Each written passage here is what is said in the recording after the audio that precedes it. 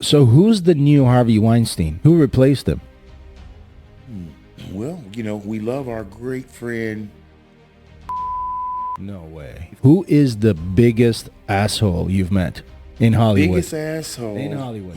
Actor-wise. I will tell you, there were three I would like to mention. Three big assholes. One is PR people call you guys and say, hey, so-and-so is going to be at Whole Foods. when they're trying to get where they're going. Yeah. Once you're there, now I'm going to dictate what's asked, what is it. I'm going to be in control of the question. The only person that made me nervous out of the thousands of celebrities I've interviewed was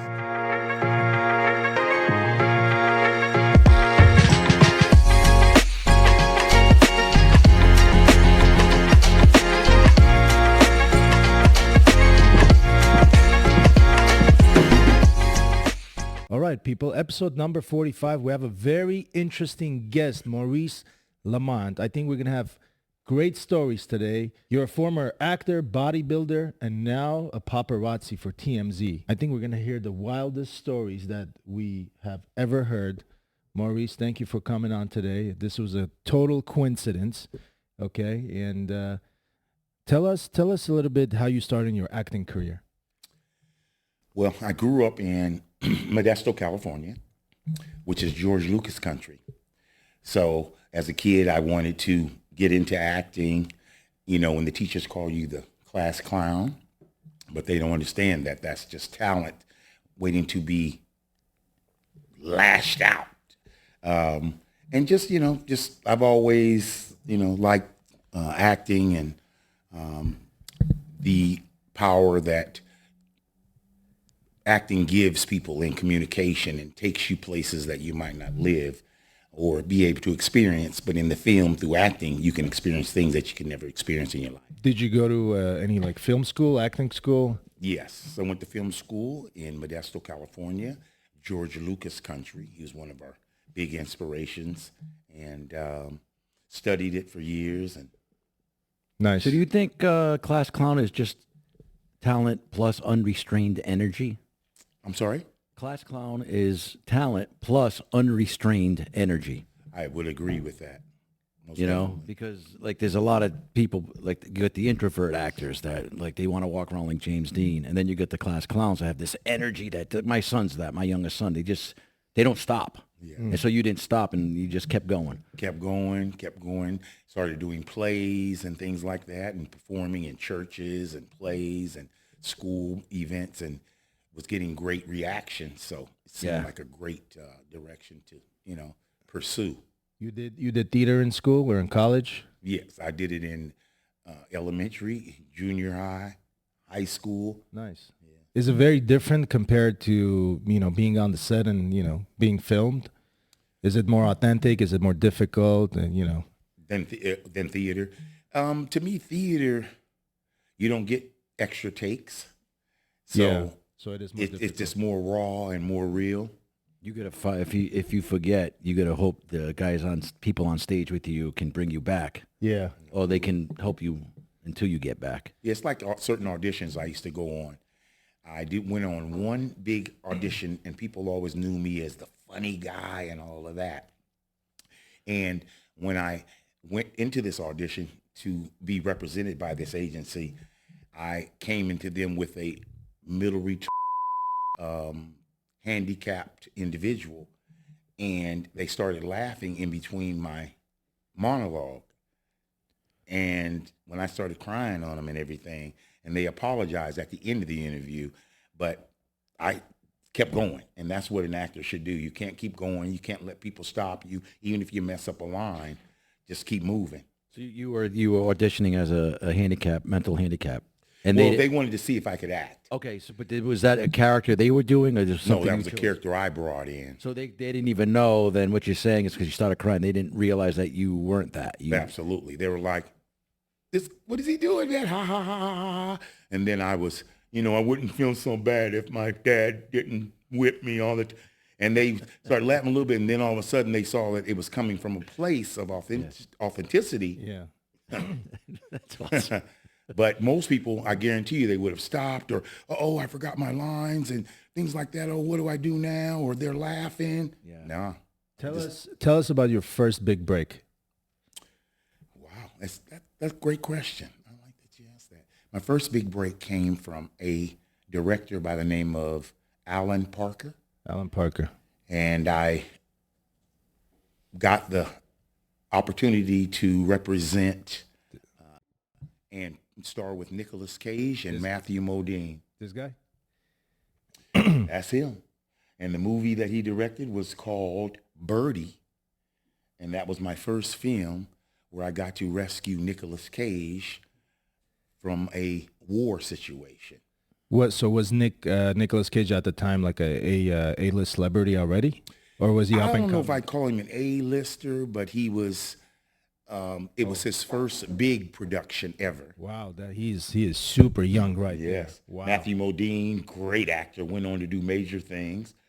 Nick, since he comes from the Coppola family, that's why he didn't have so much of a problem getting in. He's a relative. Frank Coppola family? Is his, let's see, what is he? Is his, I'm not sure the relation. It's his uncle. It's his uncle, and Talia Shire is his aunt, who plays Rocky's wife. Oh, wow. So, being connected to that, you have a great opportunity to succeed in acting. Plus, Nick Cage is a very strange individual. He's worse at partying than Charlie Sheen. I thought Charlie Sheen is the worst of all. He used to call Charlie Sheen up when Charlie Sheen didn't want to go out and force him to go out and party with him. It's in the documentary. Oh, wow. So this guy is a bigger partier than Charlie Sheen was. I heard he also was selling off all of his memorabilia and, a lot of things to kind of keep up. Is that true? I would assume, but I'll tell you one thing about Nick is it's funny how that was in 1978, something around there. I think we did Birdie. Oh, 84. 84. Yeah. Wow. Thank you. Even better. Okay, 1984. And I don't know how many years later, me moving to LA, and then I got into the fitness business and so forth because you needed something when you weren't doing Fresh Prince or In Living Color and the different shows that I got an opportunity to work on. I ended up being Nicolas Cage's personal trainer. Oh, no way. And he has a beautiful home off of Beechwood in Hollywood by the Hollywood sign. And he has rooms of such amazing art of like this, like that. That's a great example right there. But the rooms of Gothic and so forth, he had one room that were all gang member Crips and Bloods, with bloods on the characters. Amazing individual he is. Nicolas Cage. Was that the only movie you did with him? That was the only movie I did with Nicolas Cage. Yes. That was basically, like I said, my big break. I was running nightclubs in L.A. Did you do theater anymore after that film? Let's see. Yes, I did. I produced a one-man show on Louis Armstrong. And I taught everybody about the jazz, yeah. At a theater in Hollywood. I think it was probably in Hollywood called the Maskers Cabaret, where you could have a show and enjoy the meal. Oh, nice. And that was an amazing experience. That's kind of coming back right now. So that type of a Do you think he was treated wrongly by the black community? Louis Armstrong? Yeah. I didn't find out that much of that kind of research. I did find out how much whites treated him, and he left this country because of that. Yeah. To go to Europe, and they treated him pretty bad there too. So he just came back. But growing up in the New Orleans jazz circuit and things like that, what a wonderful had to be world, really, huh? yeah.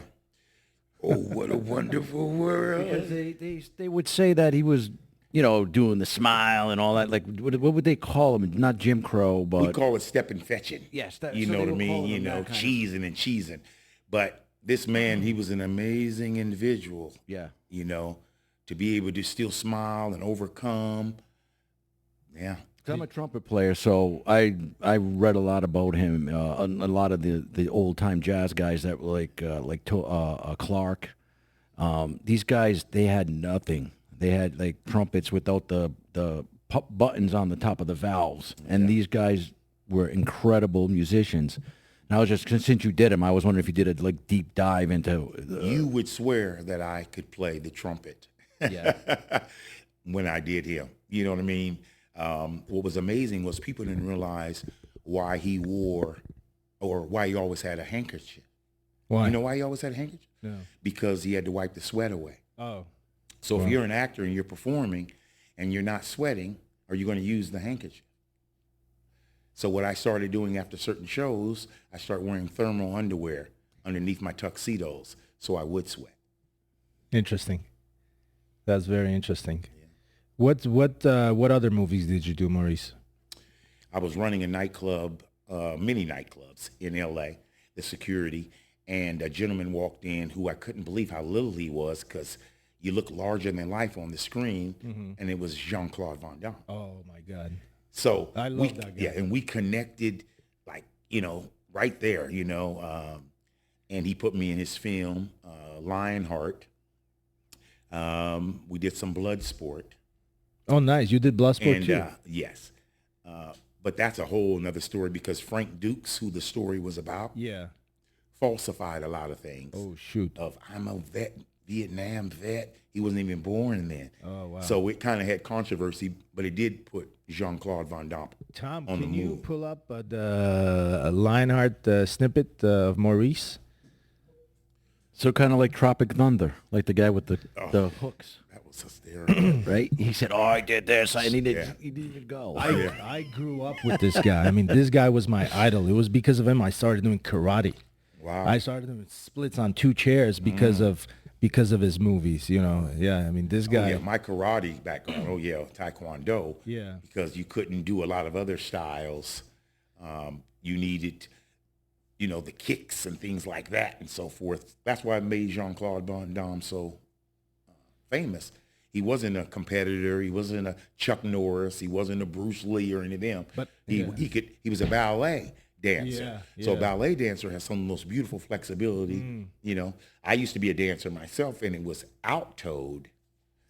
When you do martial arts, it's in-toed. I So think what's your philosophy on because when I did Tai Chi from '79 on, and we were always taught to try to keep both feet on the ground because once you lift one up, you're 50% off balance. Now with the kicks in Taekwondo, do they have that philosophy? No. So It'd be more, you better have the same balance on one foot that you do on two.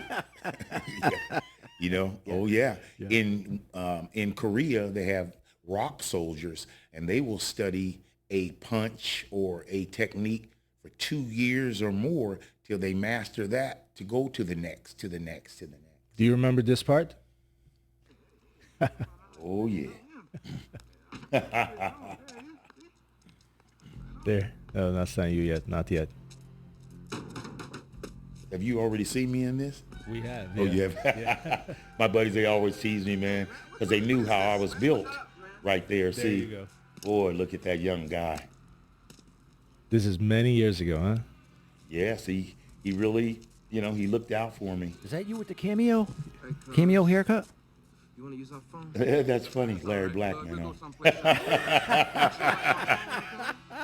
That's you, that guy? Yeah. No, I'm the buff guy in the back. Okay. You're going to see I'm going to threaten him. They took a lot of my fight scenes because actors have egos, and you're not going to have some guy who looks a certain way, whether it be Jean-Claude or Al Pacino or Tom Cruise. They make sure the cast do not have any attention drawn to them that takes away from their stardom. See that good-looking guy right there? Yeah. Today's your lucky day, punk. One of my favorite lines. Hey, man, you want to use the phone? That's incredible. They even say I was listening to somebody on Joe Rogan. I think it was Ethan Hawke, and he was saying that certain actors count the lines in the script. If there's 2 guys at the top, and if one has more than the other, they'll say he's got 2 more lines than me. Give me 2 more lines. Interesting. Ethan Hawke, he's an amazing actor as well. Maurice, you also did a Batman movie, right? Yes, I worked with the incredible director, Joel Schumacher, amazing director. Had worked with Jim Carrey on In Living Color, and now got to work with him again, playing an amazing role as a Joker.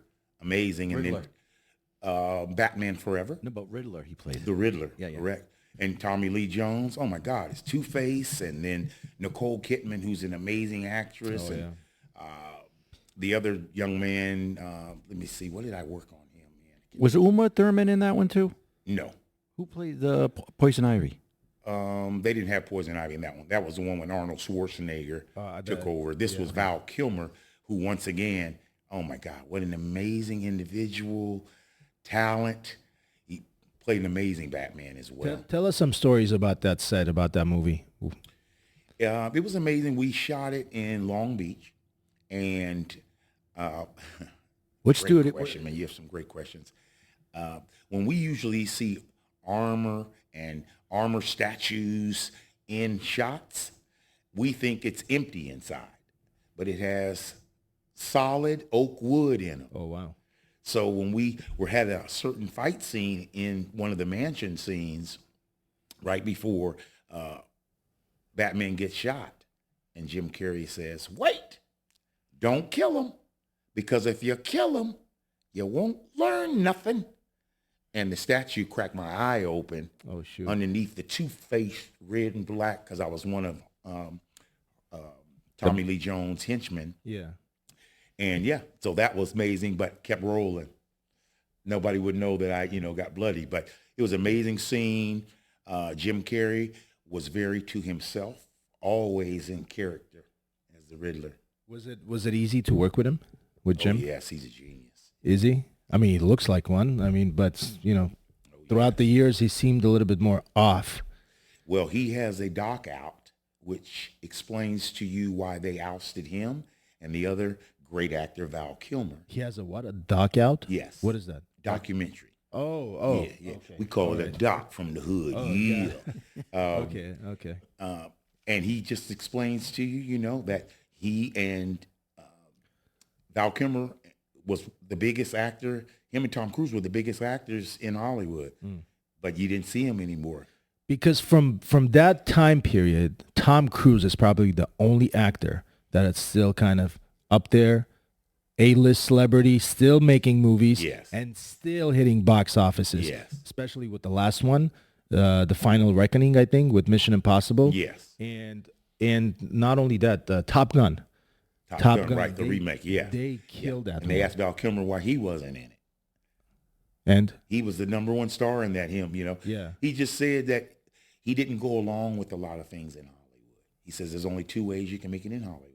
Tell us. He says one, and this is his number one quote, which I love him for saying it, is either you go along with what's going on or you turn a blind eye to it. What does that mean? What does it mean to go along in Hollywood? That means when you have certain celebrities or producers or directors such as a Weinstein, and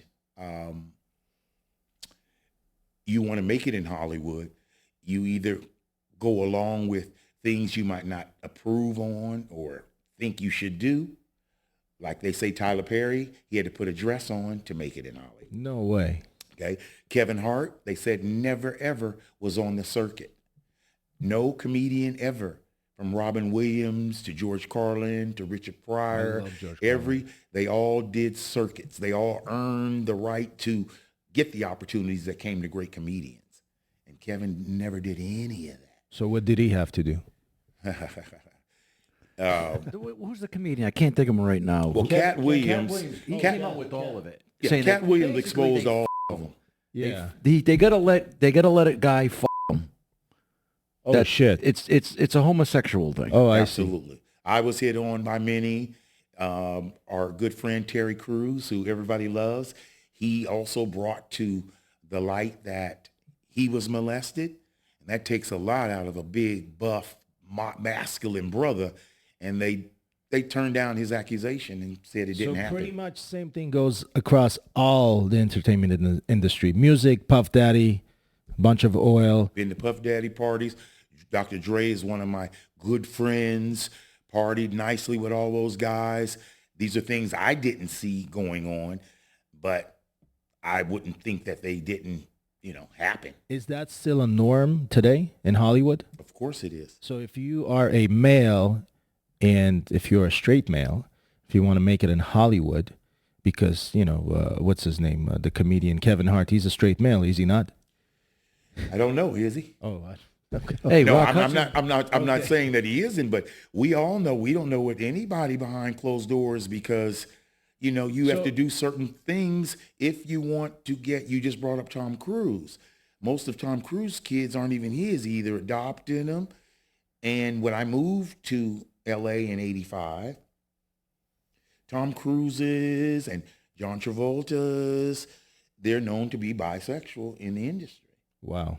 And you never see John Travolta at all. And they've been stories of his past that were going to come out, but people were paid off. And this is Hollywood talk, insider talk you're talking Oh, about. absolutely. I knew guys that massaged. They were his private masseuses or private trainers, But things like that. They call themselves bisexual because they don't want to tell people they're homosexuals. Right. Because if you're sucking a you're gay.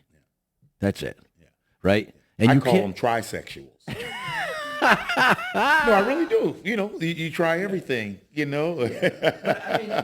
mean, do what you want. I mean, if I don't look down on people for the shit like that. I feel bad, not feel bad, but that they can't be who they are. Absolutely. Right? So I'm not selling my soul for money. Right. This is who I am. You don't like it, go yourself. You know what I mean? Yeah. And the problem is that Hollywood gets these people who have fantasies and dreams about this and that, and they just prey on them. And then, like even in college, I went to Emerson College in Boston. The seniors, the homosexual seniors would prey on the freshmen, and they would use lines like, we're all born bisexual. It's society that makes us like women more than men. And these young kids would have sex with them and then regret it later. Yeah. And it's like, that's just a smaller version of what goes on in Hollywood. Yeah, I agree. I don't know. It's amazing when we watch shows today. You have to have so many LGBT, gays, homosexuals. There's so many different terminologies today. Yeah. Or the production doesn't get done. Why is that such a big deal in Hollywood? That's the one thing I always try to understand. Why is LGBTQ plus such, or why is Hollywood so liberal? Why is Hollywood so left-leaning, and constantly concentrating on that type of policy? If somebody, is conservative or moderate, not even a conservative. Right. They can be a Democrat and be a moderate and not be accepted in Hollywood. What's the reason in that? I never understood that. I don't know. I think it's more of, guess what message that you're trying to put out. It's like when you watch the Cosby Show. Uh-huh. Do you ever see black families of that success, of the kids aren't screw-ups, rappers, in drugs, training? So the Cosby Show was a positive show that minorities can learn from and watch. And then it had a terrible... Are there any on television today? Yeah, I don't mean cable. You can put anything on cable. Yeah. But nothing positive. So now everybody's being raised by everything's okay. They're not called LGBT. Now the new term is... all-inclusive. They. They. Oh, they. They're called they. The pronouns. So okay. Hollywood used to create content to entertain people. Now they create content with a narrative to push it on people. And that's why you go through Netflix, you're looking and you go, what the f***? You watched 5 minutes. This is trash. I'm not watching this. White Lotus we were talking about. Yeah, when Schwarzenegger's son was making out with his brother, and then the next, I stopped watching it. Yeah. And then the next episode, he was jerking him off, his brother. Well, I spoke to someone the other day about, I don't need to see Batman waking up with Robin. Yeah. And I saw Batgirl, the new series. She's sleeping with another girl. So, I mean, I don't know if we're trying to change. Do you think that's intentional? That's what I'm trying to get at. Of course Do it you is. think is that intentional to change the society, the outlook, the way of thinking? Absolutely. Why? Because To ruin the society? I wouldn't call it ruin. I would say that it's just changing it as far as I'm more male, female, raising children. Okay. They want to say now it's okay if it's 2 men or 2 women. Yeah, but if it's more 2 men and 2 women, we didn't have any kids, and their business is gonna die sooner or Yeah, later. but you can always Adopt. adopt. You can also injections. It doesn't have to be a physical thing No, anymore. I get that. Right. We understand. Right. We understand. All of that. But the intent of constantly brainwashing and sending this message of, like you were saying, Right. this is the new way of life. This is okay. What is the purpose? Why are we constantly trying to trash the minds of people in such ways? I would think because people, they want to like throw a comparison on the fact that, well, look at how much male and female divorces. Look how many, So I don't look at it as that way. I think that it's not the two people that are involved in it. It's more of what you're trying to, I guess, maybe raise or in society, which we've lived on for centuries and centuries and centuries. Yeah. And just because it didn't work had nothing to do because it was male and female, because you will have the same arguments if it's 2 women. You'll have the same arguments Absolutely. and distrust if it's 2 men. Absolutely. So, but my main issue is how these things affect children. Absolutely. Did you have both your parents? Yes, growing I up? did. So we always talk about this. And I said the breakdown of the nuclear family, where there's nobody watching what the kids are watching what the kids are doing. There was a grassroots song, and in the line it said back in the early '70s, and I was playing it. Don't step on the grass, Sam. Don't be such an ass. My mother said, "What did they just say? Don't you ever listen to that again." Now today, you got guys talking about killing. Being a pimp and killing prostitutes, and everybody's going like this. Yeah. I mean, what the f going on here in society? So we need to get. I think Hollywood is capitalizing on the thing because we all remember being little kids and seeing Playboy or whatever and being like, oh yeah, I want more of that. Right. They're feeding on no parental supervision anymore because mom and dad have to work and they all want the new car every so many years and shit like that, and they're not paying attention to the kids. But this ultimately trickles down to the studios. The studios have to approve these scripts, these movies, this messaging. For one moment, I think Superman was going to come out gay. Yes. Do you remember that? What I heard. But yes. you can't say Yeah, you can't say Tim you Wells. can't say Say yeah. You can't no, little person. Oh, shit. You can't say those words, but you can show. There was a girl. We were watching sports on Amazon at the shop, and then I didn't see the game was over. I didn't change it. And all of a sudden, I look up. There's this big with the girl. It was huge, like a skyscraper, and she's on it, climbing on it. And I'm like, what the hell? Why is this even on? I mean.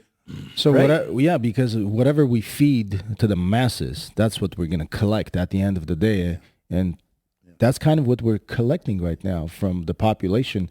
These crazy people. Everything's okay, but everything isn't okay to me. You have to have rules. You have to have discipline. You have to have, if I do this, there's consequences. Not if I do this just because I want to do it, I don't have to have consequences. Just recently, the female hot black actress Tiffany Haddish got a DUI. She's asleep at the light. The next day she gets a lawyer and, well, I was tired. So no one is accepting responsibility for, the things they do. Justin Timberlake looked red as an apple in New York, and he's my boy. Yeah. I mean, I trained him in 2000, and I knew with his attitude and his talent, being a big protege of Michael Jackson, that this kid had big things. So after I finished the tour with him and training him and keeping him and Brittany and them in shape, Justin ended up, you can see his beautiful career. Yeah. So when you got that DUI recently in New York, looking like you're scared to death, I wasn't drinking, just own it. Yeah. And take responsibility so others that will do it understand that. But if you want to deny it, Speaking of that, those type of attorneys that jump up for the celebrities, Right. this guy that couldn't wait to come represent Rob Reiner's son. Oh, yeah. I mean, I Rob wasn't even aware of Reiner's that. daughter, when the cops came, and I talked to, I there was an event last night at a place I work. It's a cigar shop called Genuine Cigars. And there was about 30, 35 LAPD, and they were all talking, and I overheard them. And the daughter, as soon as the daughter found the bodies, she called the cops and said, my brother probably did this. My brother probably did this, right? This man slit their necks, ear from ear, while they were sleeping. Rob Reiner, they said it seemed like he tried to get up because his hands were well, he was dead like this in the bed. Wow. He tried to get up, and he just continued to stab him in the chest and in the abdomen. And he did the same thing with his mother. And like you said, and then the lawyer. Yeah, he was insane. He lost his mind, and now, you know what somebody said, that because he just found out the other day that was sitting there, one of our clients. He said, "Oh, he must have been molested." And I said, "No way, man! Don't even start that." Right. This guy was in rehab since 15. He was in 17 different rehabs, and now this fucking attorney is going to go and what? Oh, he was molested like the Menendez brothers and like everybody else. Right. No, this kid should be fucking put through a meat grinder. Right. You know what's the most interesting fact? That he has the same lawyer as Harvey Weinstein. Wow. Same lawyer. Kevin Spacey. Even the brothers, though. And Kevin Spacey. Right, but the brothers, they Kevin. run and get them, too. They run and get them. I don't know why they don't get some black attorneys, because the black attorneys, they're all not bad. I mean, Johnny Cochran, that's a whole other story. Oh, yeah, Johnny Cochran. But it's always the black guy runs right for the Jewish lawyer every time. Well, you'd be surprised. You see a lot of black defendants hiring black attorneys. I don't see it often. I'm just saying. I mean, P. Diddy, did he have one? No, P. Diddy Seven. hired... 7 different ones. P. Diddy actually has... One of his attorneys is Armenian. Actually 2 of them. So now he'll win for sure now, brother. Well, he did 4 years. He did. He got 4 years. Yes, exactly. 4 He years got 4 with years. time served. Yeah. For raping, drugging, possibly ordering the hit on Tupac and Biggie Smalls. Tell us if you had any experience with Puff. I have. Treated me cool. The parties we would go to, I do me. You know what I mean? I'm a watcher. So I don't drink too much. I'm not going to, I'm in more control. People that are vulnerable and they're susceptible to that, like there's spots in LA right now. I mean, how can Hugh Hefner check out and the Playboy Mansion had what it had going on all the time? And I know they're, my goodness. Hugh Hefner, I think, is, hiding in plain sight. That's what he was doing. Yeah. He's hanging out with Michael Jackson and Tupac and all them on some island. No, I'm just joking. But I'm just amazed, though, that even Heidi Fleiss, I knew her. And when Heidi Fleiss said, I'm going to bring out this little black book of all these stories, she ends up going to prison. So you would confirm there is credibility in all those stories about Puff and all those crazy parties and all the things, those hidden cameras? Oh, most definitely. And is that a thing in Hollywood? Because the way it seems like it's not only Puff. Right. It's not only Sean Oh, no, Combs. it isn't. It isn't. Everybody better be careful. It's a bunch of other big celebrities, Everybody better be careful of their past. I don't know who can be scot-free, who can be that clean. I don't understand it. Yeah. Even Travolta with his secrets, his son was, he was murdered, I think it was. And I think there was some homosexual, something that, went on in it. But when you have that kind of power, a lot of things are just thrown under the rug until, like Puff Daddy. Or Harvey Weinstein. Absolutely. Do you could see, I mean, I never liked But Puff why would Daddy. I go to Weinstein's apartment? I'm just saying, it's one thing. Yeah. Well, you were speaking earlier. I guess it's better to be a woman in Hollywood than a male, because if you're a male and you're straight, you get smacked from the back. But if you're a female, there's a bunch of guys out there trying to smack you, and that's okay. At least. I think the opposite. I really do. Really? Yeah, because men have more control. Like men, we could go out right now and we could make a movie, and I know he's not gonna want to me, and he knows I'm not want to. Right now, but women don't have that kind of power in Hollywood to do their own thing. So the way that men do. So who's the new Harvey Weinstein? Who replaced him? Well, we love our great friend Russell Crowe. No way. Okay, or Kevin Spacey, and Kevin Spacey loved his work, so I don't really know, but now he's But Kevin back Spacey- in the he's back in the Is he? Hollywood now. Is he? They accused him of sleeping with certain boys, Yeah. but I think they were of age, so that's consent. You can't get someone for consent. So I mean, obviously that's why he's not in jail. If it was not consensual, I think. now Smokey, I've known Smokey Robinson for years and love Smokey. Yeah. He's a big church going guy, and Smokey Robinson, golfer, just the kindest person in the world. Now someone has made accusations recently against About him. Smokey. Yeah. Correct.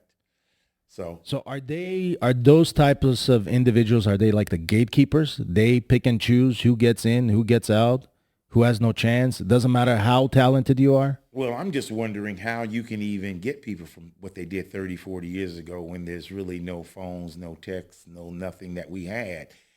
Anybody can make a accusation, Yeah. and whether or not it's true or not, the damage is done. Yeah. And You you know know? what? And I don't know how old you are. I just turned 60. Oh, you're a young buck. You got So- some Similac right there, some baby milk on the side of your mouth right there. So, but you know, when we were young guys and going out and partying, going to house parties and shit, you know, sometimes, oh, come on, you know, right. and because we all want to get laid. Right. Now today, that could be considered, you know, you forced her. Oh, you can't even say the wrong thing. Yeah. You So can't- how can comedians even be comedians anymore? Tracy Morgan, he got punished. He was doing his routine, and he said, I if love a gay Tracy person can take a he can take a joke. Yeah. And- I remember that. Yes. That was one of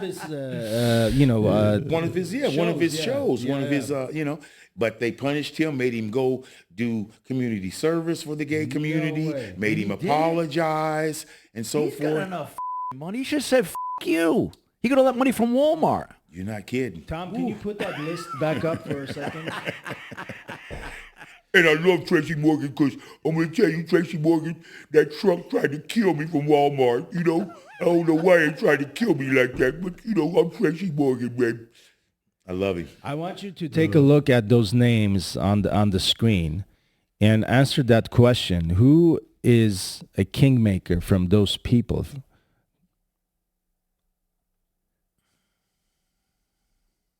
Ooh. Ah. Wow, I love your list. I mean, these are names. Well, you definitely would have to put Shonda on there. Shonda Rhimes, she big time on what she's been able to do because us as a black community, when we watch her show Scandal, you know, it's like you're going to see the white dude sleeping with the sister, but are you ever going to see the black person or the black president reversed? Yeah. Even a lot of the shows, you know, even the commercials I see a lot today, a lot of mixed races, but it's not the black guy with the white girl. It's more, you know, opposite. I see it that way. I see Yeah. it both ways. I Yeah. see the black guy with the white girl a lot, or the Asian woman, Yeah. or I see that they're trying to make everything very diverse. But you have Shonda up there, you have Oprah up there, and she is wicked. Okay, Is she? man. In what sense, wicked? Well, when they did the Project Color Purple, the remake, a lot of the cast, a lot of people, we don't understand what happens when you do screenings around the world. They don't understand you're paying for it yourself. And that's not fair. So I love Kerry Washington and Taraji. Taraji is one of my favorites as well. I like Carrie And as well. Color Purple did so well.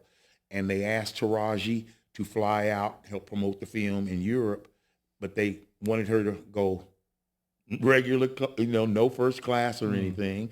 And they also wanted her to pay for her room and everything. She had to pay for her own stuff. And when she confronted Oprah and Tyler Perry's and people that were connected to it, they all said she was crazy and didn't know what she was talking about and so forth. Would you say Oprah and Tyler Perry are the biggest names in the black community for entertainment?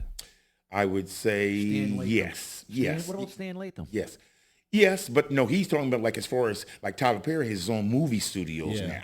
You know, so he's got his own directions now. And who else did you say? Oprah? And Oprah. She said, I don't want to work for you no more. I'll leave and go do my own network and so forth. So Yeah, she's definitely the most powerful, but the most amazing black female in Hollywood that I encountered her power was Queen Latifah. Oh, wow.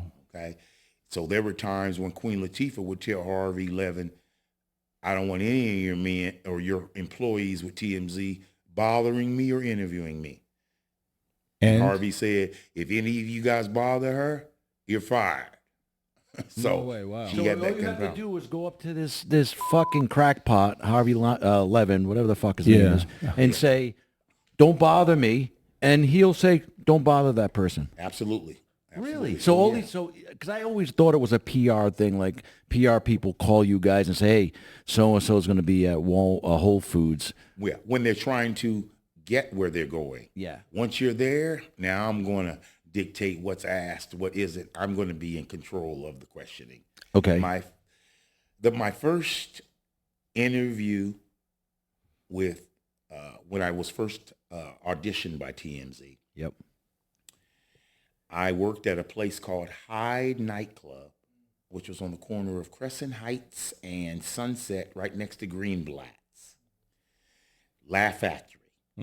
And I went there the first night, and I'm out front with a camera, and a young lady who was in the news at that time, her name was Samantha Ronson, one of the top DJs in the world, was dating Lindsay Lohan. And Lindsay Lohan was the biggest story, and Britney Spears. They were our biggest stories in 2007. is this her, Samantha Ronson? Samantha Ronson, amazing person. She asked me that one night, and I'm new on the job, never had done it. She said, "Get that camera out my face." And I said, my bad. And I respected her. The next day, Harvey and them got mad because I didn't engage with her and ask her questions about Lindsay Lohan, who she allegedly was dating at that time. The next night, I go and I see her again, and she says, "Hey, excuse me, what's your name?" And I told her, and she said, "You respected me the other night. What do you want to ask me?" And that Interesting. really did a lot for my career, because as I've been a journalist and producer and reporter on the streets, I always give the respect, even when I don't get it back, because I take the higher road. And that meant a lot to me. So a couple weeks later, I get a call from Harvey to go interview Ellen DeGeneres. And Ellen DeGeneres had purchased a dog from probably an adoption agency, and I guess they put chips in him. And she gave the dog to one of her assistant's daughters. Well, the agency was tracking the dog, went by that location, asked the people if they had the dog. The little girl said yes. Can we see that the dog's okay and so forth? They saw that, and they snatched the dog. And Ellen went berserk. So Harvey called me, sent me over there, and I wrapped it up in a bow. "How you doing, Ellen? Pleasure to meet you. Big fan. Let's just get down to it." Okay? What was the dog's name, little girl? "How much you miss little Iggy?" "Okay, where did little Iggy sleep?" "Okay. Nice to meet you, Ellen." So it was just like rolled in a bow. But the power of Ellen, her and Queen Latifah, and they are lesbians, probably the two most powerful women, I would say, in Hollywood. That is so interesting. We haven't seen Queen Latifah on screen for a while, True. but she's directing behind the scenes, it looks like. That's good. That's good, because I ran into a nightclub recently where her girlfriend was DJing, and boy, she came in looking like Ice Cube. Whoa. She looked like a gangbanger. I didn't even realize who she was. But Queen Latifah, she's real, and she doesn't throw her sexuality in your face. She gives you just as much as respect as she receives. Got it. And that's when we look away from the genders, is who's the human being. And that's what all of us look at the end of the day, is who is this person, not what is their sexual preference and things like that. Because we know. Right, We exactly. know, Yeah. and they don't And we have- don't have to know. I don't really care. I'm Yeah, like no, you. We know, Right. so we don't. They don't need to flaunt it. They don't Right. need to push it like in our face. Like, Absolutely. So when we go, okay, she's probably a lesbian, and they're not pushing this narrative. Right. That's what we all want. That's Yeah, all we absolutely. want. We Right. don't want people saying you have to accept this behavior or that behavior. Correct, You know, it's correct. like, do what you want to do and have a happy life. Who is the biggest asshole you've met in Hollywood? Biggest asshole. In Hollywood, actor-wise. I will tell you, there were three I would like to mention. Three big assholes. One is Lawrence Fishburne. Okay? I saw him one day and I said, I had the video camera in my hand. I said, love your work, Mr. Fishburne. He looked me from head to toe and said, I can't say that much for what you do, son. Oh, my God. Like I said, I always take the higher road. Still love your work, sir. He doesn't know that there were times when allegedly he was at the Abbey, which is a gay club in West Hollywood. I wouldn't go and film him out of respect, and I felt that was his privacy. So when his daughter later did pornography, Fontana Fishburne, and who uses your real name, but he couldn't say anything to his daughter probably because she had so much dirt on him. Is that his daughter? That's her. Wow, she's smoking hot. Oh, yes. A brother named Brian Pumped Up. Okay. Yeah. Yeah, his name is... He's a massive artist. I mean, he's an amazing artist, amazing. But he was disrespectful, and I didn't like that. And then another one was Steve Martin. And I love Steve Martin, but he was just completely turned his back at me. And I was complimenting on how well he had done at the awards prior that he had hosted. And he just wouldn't even look at me. He has such a kind, humble face that you would assume that he'll be a nice guy. You would think. But he's an asshole. Oh, my goodness. One of the biggest, I wouldn't say that he's the biggest asshole, but Mel Gibson, he's never disrespected me. Yeah. But he has been, because he doesn't like a lot of the things that have come at him, so he can be can be one of those dudes. First of all, Steve Martin, I don't think there's been any negative shit on Steve Martin, right? But this guy, Mel Gibson, somebody gets drunk and says things, and then they just attack him, But that's blitzkrieg. that's so the he one- has sometimes. I understand why he could be mad at journalists and at people, because like Donald Trump, they're constantly being attacked. Yeah. But what was bad about Steve Martin? No media ever attacked that man. Right. I have no idea. Man, I idolize this guy, him, Chevy Chase. I mean, those are the legends, you know what I mean? But wasn't nice. He doesn't have any controversy on him, right, Mel Gibson? Besides alcoholism? I know, and he says a bunch of things about the Jews. And one of his girlfriends, he was calling her. No, all these when I fucking say names. controversy, I mean like rape and sexual accusations and No, boys he's a religious. yeah. Oh, yeah. No. Okay. At least they haven't found any. I'm just saying, when you are a actor of his magnitude or some of these other guys the stardom, it can be just too much. Everybody wants to go to heaven, but nobody wants dead. And that's what it boils down to. I mean, you got to be careful. I would bet on the side of there's nothing on this guy, because there were a time where even Jodie Foster came out and sided with him and said he's a really good guy. You're right. You know what? If he had some crazy shit on him, it would have been out by now for 100%. Oh, even Harvey Levin. Harvey Levin knew. I have the #1 media gossip show.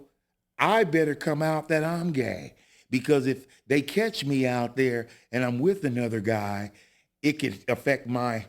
And once again, most people looked at him and said, "This guy's a fag." Do you? No, I mean, yeah. Yeah. But you can say what you want till they catch you. Once they catch you, That's why he's got that straw. He's always sucking on that. and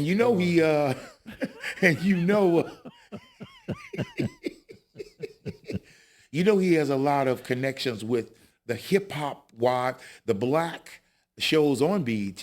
Yeah. Like Cardi B, she was on that show, Ex-Stripper, and she was loud and obnoxious because that's what you want.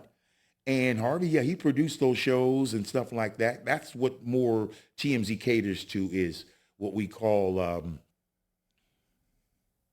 hood black You won't go on TMZ and see positive things. You'll see this brother got attacked, this brother got murdered, this brother got arrested, this brother got pulled over for a DUI, this brother, Tiger Woods, whoever. What's crazy is the most amazing, one of the most amazing interviews I had was with Gloria Allred. And Gloria Allred, as you well know, is the biggest female attorney in Hollywood. Okay? That's who you go to if you're a woman and you want to get your pay. Okay? Yeah. I interviewed her one night coming out of Spago's in Beverly Hills, and I'm also in Tiger Woods' documentary. I asked her. She was with Rachel Yucatel. Okay? Rachel Yucatel is the young lady who took down Tiger Woods. Oh, wow. Okay? So as she comes out of the restaurant, I asked Rachel, why are you dating married men? She hopped in the car. I said, Gloria, why are you representing women that are cheating and messing with married men? And she just threw her hand up. You guys have a good night. So I just keep it real on the streets. Everybody that knows me, I was the only person that made me nervous out of the thousands of celebrities I've interviewed was Roger Moore, James Bond. And look at the last film he probably did before he passed away. What was it? Boat Trip. Boat Trip. He plays a gay guy. They put Cuba Gooding and another guy on a cruise that they wanted to be with women, but it was gay guys. What happened to Cuba Gooding? He's such a great actor. He kind of fell off the cliff too. Yeah, I don't understand why, because Cuba Gooding is an amazing actor, man. But what happened in Pacific Palisades, he was at a restaurant, and a young lady came over to him and his woman at a table, and she made an accusation that he tried something. What's your take on Kim Kardashian? My take on Kim Kardashian, watching her start as just a makeup artist with Ray J and them, to go to the porn tape, and it wasn't a sex tape. You make a tape with your significant other. That's not pornography to me. You know what I mean? If you've seen the tape, it's definitely not pornography. Yeah. It's boring. Yeah. It's boring. It's boring. She wasn't getting broke off like she should have. But anyway, but I respect what she was able to do with the 30 plus million that they received. Her mother, Kris Jenner, is what I call the biggest pimp in Hollywood. The grand architect. The mom. She is a genius. And everybody talks about the husband, the Kardashian guy. I don't know anything that guy ever did. Only connection was he was connected to OJ for a few minutes. That was about it. But what she was able to do with that money and make billionaires out of her daughters, and Kim, she helps people. It's not about talent. She's beautiful. So when you're beautiful, women want to be beautiful. So she sells and promotes beauty. She helps inmates get out of prison. She does things that are outside herself, and I respect that to the highest. Fake beauty. Fake beauty. That's a good take. But as far as it's not fake. It's not fake beauty, brother. In the front, those women, her and Chloe, they work out. They're in the gym. They don't just let it. They work. They keep it up. They maintain it. Okay. Now the booty, that fake booty that she has, is disgusting, and you'll never see shots of that from behind. They're always front shots. Do you think that they have? And Chloe's probably OJ's daughter. Go ahead. Do you think they have a poison? Because Lamar Odom, Bruce Jenner, Kanye West, they all went crazy. They all went crazy when they dated him. Yeah. Well, you know what's even crazier that you would ask that? Tell me what kind of punanani Kris Jenner has if she turning men into women. Maybe she has balls. I don't know. The biggest Olympian in history in track and field, or was he a swimmer? No, Bruce Jenner. Track and field. He's track and field, man. Oh my goodness. Turned him, now he's a man. Now she dates a brother. And you got to remember, look at all the Kardashians. They date brothers, only brothers, from James Harden. You said Lamar Odom. But what's crazy about that is they all have money. Was a Griffin They guy? never dated a broke brother. So there's probably no prenups that have to be, worried about and things like that. And, I like I said, Kim, amazing person, and Chloe, another amazing human being, because we all don't know what went on with Lamar Odom, but the Lakers hurt Lamar Odom more than anyone. You can't be sixth man of the year when they win a championship and you hear the next day on TV you're being traded. That's disrespectful, and it hurts an individual who gives their heart to the career they've pursued, which is Lamar.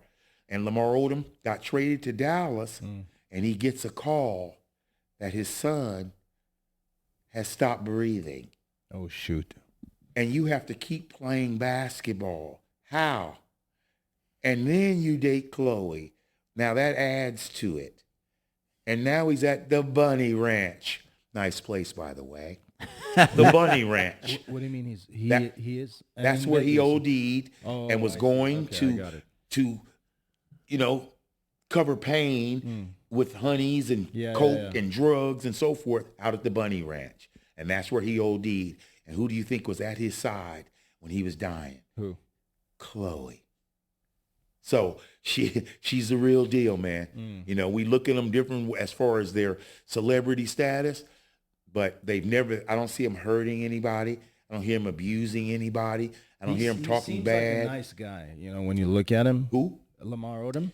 Well, he's messed up. I'm talking about the Chloe and Kim, how you don't ever hear things on them disrespecting, talking bad, fighting with people. They just, they fit in perfectly, and I've always respected that. Well, yeah. I mean, that's a strategy as well. I'm sure. Of course, it's a business move. That's why you have Skims now. They have massive companies, and imagine if they say something. Isn't that the underwear with the pubic hair? Yeah, one of them. It comes with It's one of the only stores I see in L.A. that has security out in front of their store all the time, like somebody's going to steal that hair off of. Give me those Skims right there with the hair off of them. I want to thank you again sincerely, and I'm sure we'll do this again. And it's been a pleasure. Thank you, gentlemen. Thank you.